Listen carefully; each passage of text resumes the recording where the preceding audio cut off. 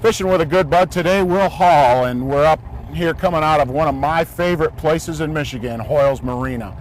We're going to run out today and fish some walleyes, and as you can see, it's dead flat calm. We got sunny skies. We're in mid-July, and it's just a perfect time to be on the bay. The bay is just full of walleyes right now.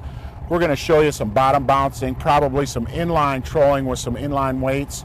Hang with us. Hopefully we'll get a couple monsters in the boat. We'll be right back.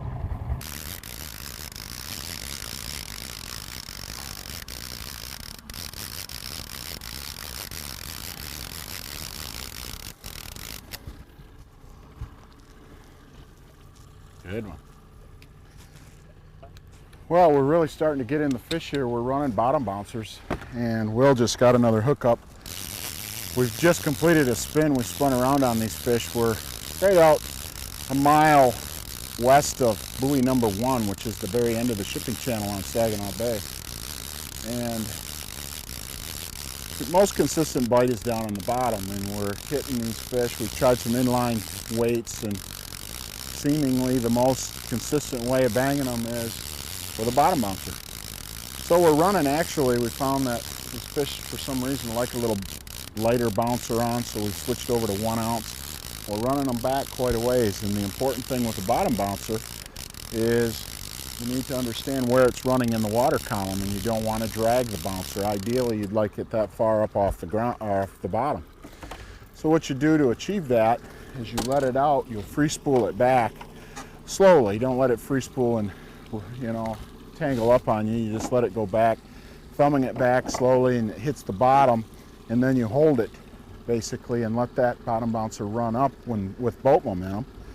And then once you think that it's kind of leveled off and it's trail upward, you let it down for a second time. And the second drop will enable you to stay 4 to 6 feet off the bottom.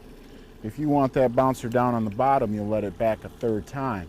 Now, of course, speed is very important when you're running bottom bouncers, because if you were to pick up your speed after you set them, of course, they're all going to rise up. If you lower your speed or turn, it's going to drop them down on the inside. So it's very important that you set your speed first and then set your bouncers. It's okay to speed up. It's not okay to slow down. Will's letting that one go. It's another future 10-pounder. You can also see Will's letting that out with the clicker, which is the correct way to do it. You don't want to free spool it, because then of course it'll lay right on the bottom. You want to make sure that you're letting that out at a consistent slow rate so that that bouncer will keep running and it won't drag into the crawlers. You got a hook up, buddy? Got one. That is my favorite Saginaw Bay spinner, and we're going to show you what that is as soon as you get that, he gets this fish in. Taking a board off, it's just real important that you keep the line tight. We're going to reel down on it now, and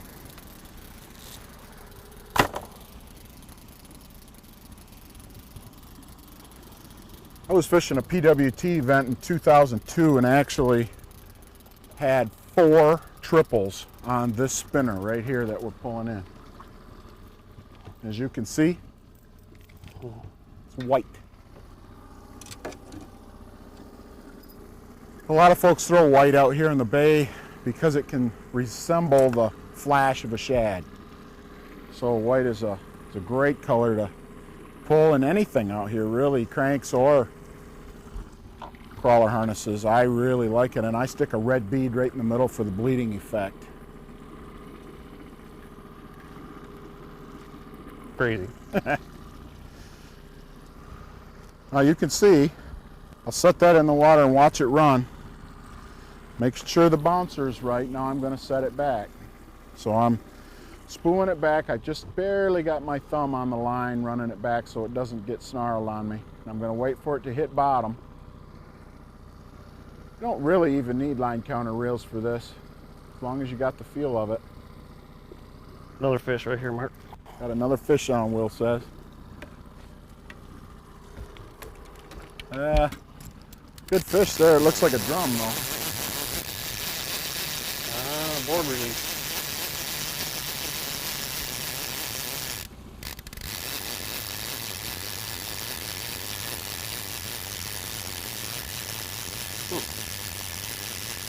Nobody home. I hit bottom over here, and I'm going to let it spool down for a second time. Now I've hit again, and I'm going to close it.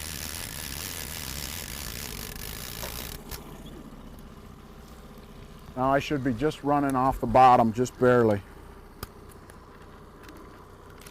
We do use the tattle flag system, which means when I put it in the back clip, I got to create a little bit of slack there, so the flag will work. And that flag will really help you out a lot out here in Saginaw Bay, because there's a lot of perch out here, a lot of little ones, and we just took a little tiny white bass about that big a minute ago, and that flag was just, I could just see the flag just barely jerking back and forth.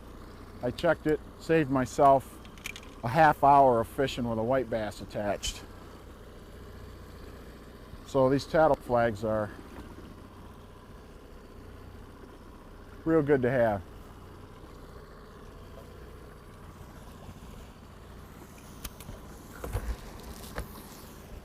They are a tool that I would not be without. There it Oh goes. boy. Perfect. Just put this one up right here, Will. Set it Oh, right. yeah. Yep. Told me that once already. Yep. That's a good idea. I'm gonna do that in bite bolt. And Will has a hookup.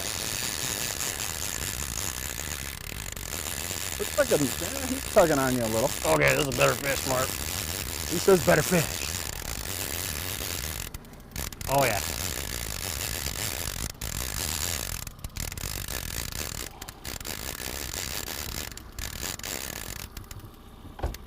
Wow.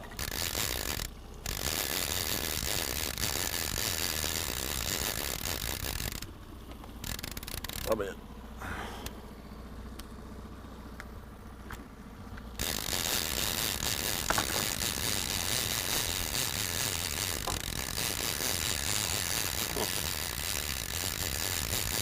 Coming now. That's a decent fish. Keep Better him one. over here, Will. We got lines here. Oh, no, Actually, you're I went fine. right over the top of them, Mark. Okay. We're good.